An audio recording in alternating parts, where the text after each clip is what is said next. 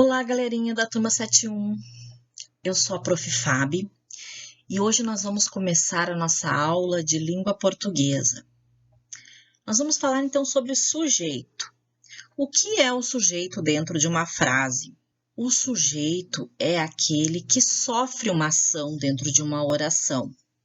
Ele é o termo com o qual o verbo concorda. Então, quando nós temos uma frase, primeiro nós temos que identificar onde está o verbo nessa frase. Encontrando o verbo, olha com qual termo ele está concordando. Por exemplo, o ajudante da loja correu muito para fazer as entregas. Correu seria o verbo, correto? Então, encontramos o verbo. Agora, o que está concordando com o verbo? Quem correu muito para fazer as entregas? O ajudante da loja. Então, o ajudante da loja que seria o nosso sujeito nessa oração. O outro exemplo que vamos dar. O vaso está quebrado. Quem está quebrado? O vaso. Então, o vaso seria o nosso sujeito, pois encontramos aqui o verbo na oração. Existem alguns tipos de sujeito. Dentro do sujeito, nós temos o núcleo. O que seria um núcleo? É a palavra mais importante, que normalmente é um substantivo. Tá? Sujeito simples é quando apresenta apenas um núcleo. Por exemplo, João leu um livro. Leu seria o nosso verbo. Então, quem leu um livro? João, sujeito simples. Nesse exemplo, então, as meninas estão dançando na quadra esportiva. Estão é o nosso verbo. Quem está dançando? As meninas que estão dançando. Nesse exemplo, se perguntarmos quem está dançando na quadra esportiva, como resposta, teremos as meninas. Nesse caso, o sujeito é formado por duas palavras. No entanto, o núcleo do sujeito é o elemento meninas, que continua sendo sujeito simples. Sujeito composto. Tá? É quando o verbo principal da frase faz referência a dois ou mais núcleos do sujeito. Exemplos de sujeito composto. Maria e Joana escolheram as músicas do aniversário. Escolheram está o nosso verbo. Maria e Joana concordam com o escolheram, portanto, sujeito composto. Tá? É um sujeito para dois núcleos. O núcleo 1 seria a Maria e o núcleo 2 seria a Joana. Um outro exemplo é: o treinador e os atletas treinaram para o torneio. Treinaram seria o nosso verbo. O mesmo acontece aqui. Quando nos perguntamos quem treinou para o torneio, teremos a resposta o treinador e os atletas. Núcleo 1, o treinador. Núcleo 2, atletas. Agora passamos para o sujeito oculto ou desinencial. É aquele, então, que não aparece na frase de forma explícita. Tá?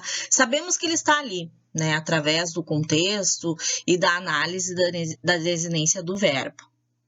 Exemplo de um sujeito oculto. Estamos muito felizes como resultado. E o outro, plantaste uma árvore no vaso. Nos exemplos, o que nos diz? Qual o sujeito é a desinência da flexão verbal? No primeiro exemplo, o verbo estamos nos indica que o sujeito é nós. Nós estamos. No segundo, o verbo plantaste é indicativo de que o sujeito da frase é o tu. Tu plantaste. Entendeu? Ele não aparece ali. Um outro tipo de sujeito seria o sujeito determinado. É aquele que pode ser identificado. Veja os exemplos.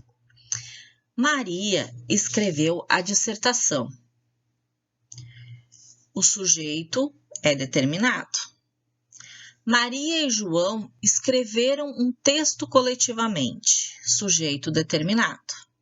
Observe que, tanto no primeiro quanto no segundo exemplo, podemos identificar o sujeito Maria, Maria e João. Por isso, temos casos de sujeitos determinados. Sujeito indeterminado. O sujeito indeterminado é aquele que identifica quem faz a ação.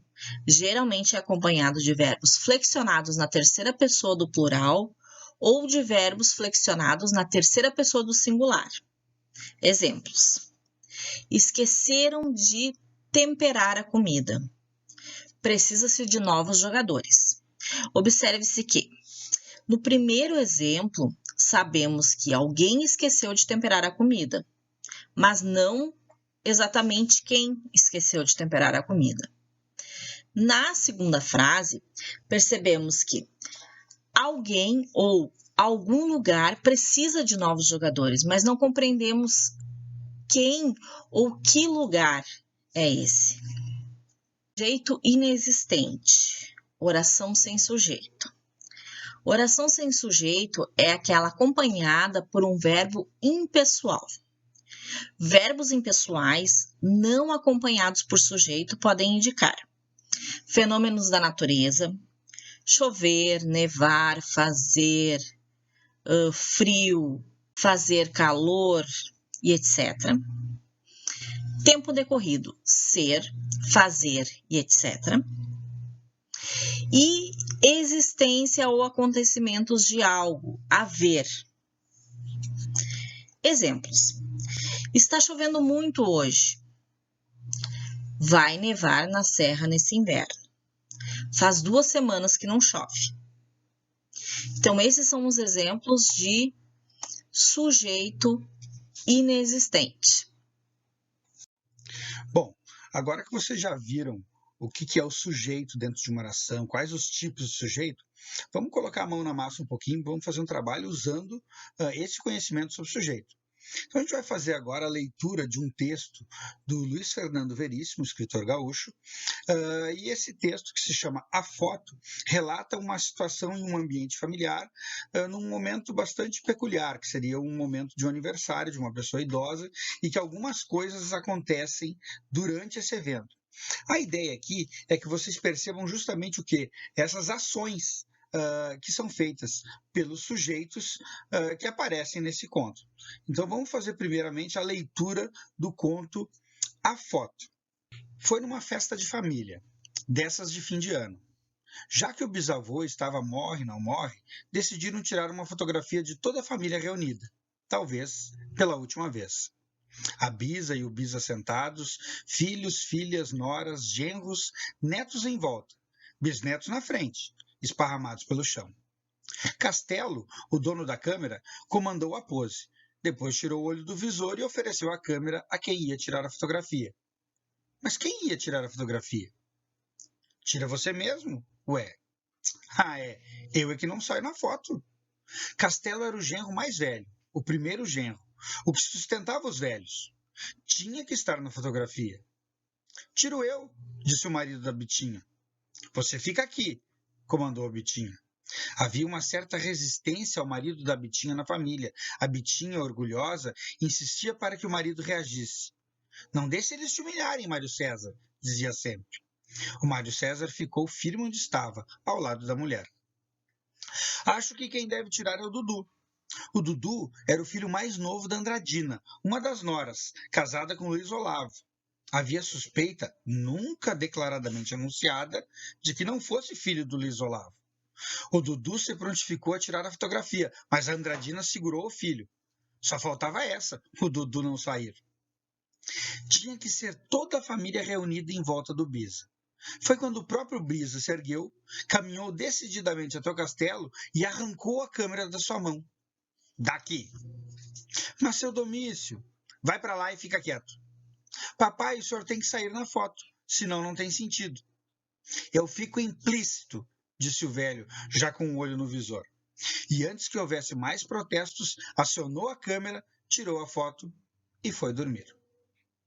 Então, esse é o texto do Luiz Fernando Veríssimo, chamado A Foto. E é o texto que a gente vai, inclusive, agora fazer uma proposta para vocês, para a gente trabalhar justamente esse assunto do sujeito, né? Que é aquele responsável pela ação dentro de uma oração. Vocês viram que esse conto, a foto, ele tem várias ações acontecendo durante todo o tempo. Então a gente vai pensar justamente nessas ações para a gente construir uma atividade agora. Então agora nós vamos dividir a turma em grupos de 3 integrantes e vocês vão fazer uma análise desse texto. Cada grupo vai selecionar aí pelo menos 10 frases ou orações onde apareça uma presença do sujeito e já destaquem que tipo de sujeito é aquele. Então, na sequência, assim que nós terminarmos essa análise e essa conversa, essa discussão, dentro dos grupos, nós vamos fazer aí uma consulta em cada um dos grupos e cada grupo vai apresentar os sujeitos que foram encontrados e vão dizer de que tipo esse sujeito é. E vão justificar por que esse sujeito ele pertence a este tipo.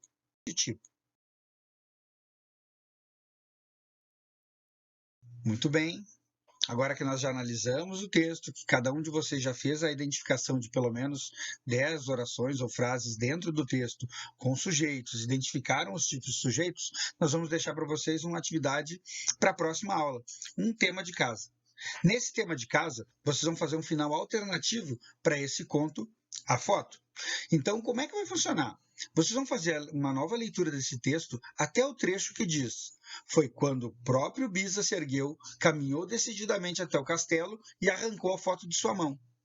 A partir deste trecho, vocês vão dizer qual seria o final que vocês fariam para esse texto.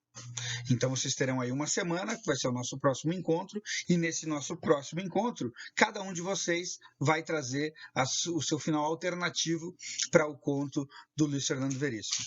Sejam criativos, usem sujeitos, façam as ações dentro do texto e a gente espera vocês na próxima aula. Até a próxima!